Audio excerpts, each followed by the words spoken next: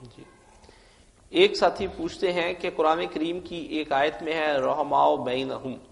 یہ صحابہ کرام کے بارے میں آیا ہے کہ وہ آپس میں بڑے نرم ہیں،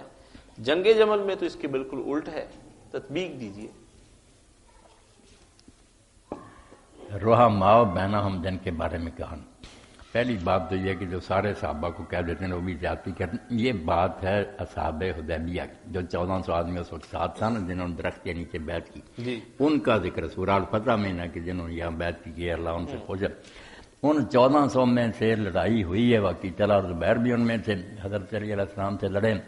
مگر ان کی محبت ختم نہیں۔ وہ ٹھیک ہے اس وجہ سے کہ حضرت عثمان شہید ہوئے، اس پر لوگوں کو دکھ ہوا، ذہن جو ہے نا ان میں بہت انتشار پیدا ہوا، یہ بھی بیچارے نکل کھڑے ہوئے کہ اس طرح ہی قاتل پھر رہے ہیں، کوئی ایکشن نہیں لیا گیا۔ مگر عین میدان جنگ میں رحماء بینہ کر دیکھو کہ جب امیر المومنین نے بلایا حضرت زبیر کو، پھوپھی کے بیٹے بھی تھے، اور کہا تمہیں یاد ہے کہ تم میں اسے ایک مرتبہ محبت کر رہے تھے،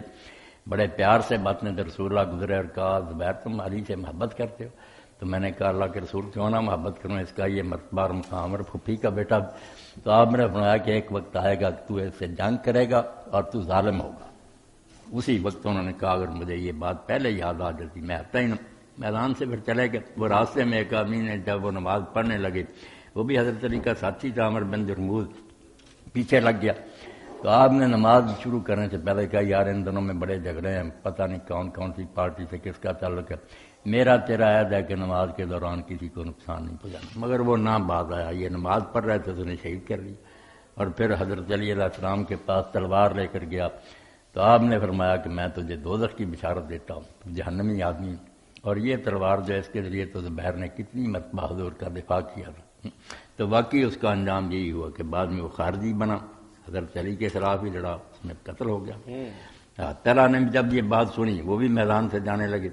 پھر مروان نے یہ سوچ کر کہ اب دونوں لیڈر چلے جائیں گے تو کھیل تو خراب ہو جائے گا، ہم نے جو آگ بھڑکائی ہے کہ معاویہ سے جنگ سے پہلے ہی ایک ٹکر اور ہو جائے، ایک گروہ ویسے ختم ہو جائے گا، دوسرا کمزور ہو جائے، سازش تھی نا، گھسے ہوئے تھے، تو یہ تو خراب ہو۔ اس نے پھر اپنے لشکر میں ہوتے ہوئے زہر آلود تیر مارا، حضرت طلحہ کو شہید کر دیا۔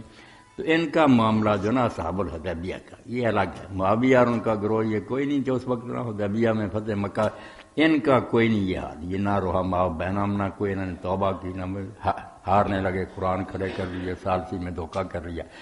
فرق کرنا چاہیے کہ ایک آدمی سے غلطی ہوئی، غلطی تو حضرت آدم علیہ السلام نبی جنت میں اللہ نے صاف کہا تھا قریب نہ جائے، وہ چلے گئے، اللہ خود کہتا کہ ایسا آدم ربہ فغوا، آدم رب کی نافرمانی کر بھٹک گیا، مگر اب اس غلطی کی وجہ سے کوئی برا نہیں کہتا، سمجھتے ہیں کہ انہوں نے توبہ کر لی۔ اس لیے طلحہ اور زبیر اور ام المومنین کا معاملہ جو ہے نا انصاف کرنا چاہیے۔ حضرت عائشہ ہمیشہ روتی رہی اور یہی کہتی رہی، عبداللہ بن عمر گزرے تو میں نے مجھے کیوں نہ روکا، میرا کیا کام تھا میدانوں میں نکلنے کا۔ مگر یہ معاویہ اور ان کا گروہ جو نا بیٹا، انہوں نے کوئی کام نہیں، ان کے پاس ہی نہیں آئی شرم ساری، دن بن مکاری اور فریب میں آگے بڑھتے۔ جی ایک دوست کہتے ہیں کہ تو ایک تو یہ بات ہے کہ اصحاب الحدیبیہ جو تھے وہ ایسے ہی تھے، لڑائی ہوگی پھر کیا ہوا۔ دوسری بات یہ ہے کہ یہ قرآن مجید میں اگر کوئی بات آ جائے نا، وہ اس وقت کی بات ہوتی جب آیت اتر رہی، اس میں یہ ہمیشہ ہمیشہ کا لفظ نہیں رکھا۔ آج میں مومن ہوں کل کافر ہو جاؤں، اور مومن ہوتے ہوئے اللہ نے کوئی بات کہی ہے تو کوئی کہا یار اللہ نے تو یہ کہا، اللہ نے مومن ہونے کی حالت میں کہا تھا، بعد میں بے ایمان ہو گیا، پھر کیا ہوا؟ عبداللہ بن سعد بن ربیع سراق کاتب وحی تھا، مرتد ہو گیا۔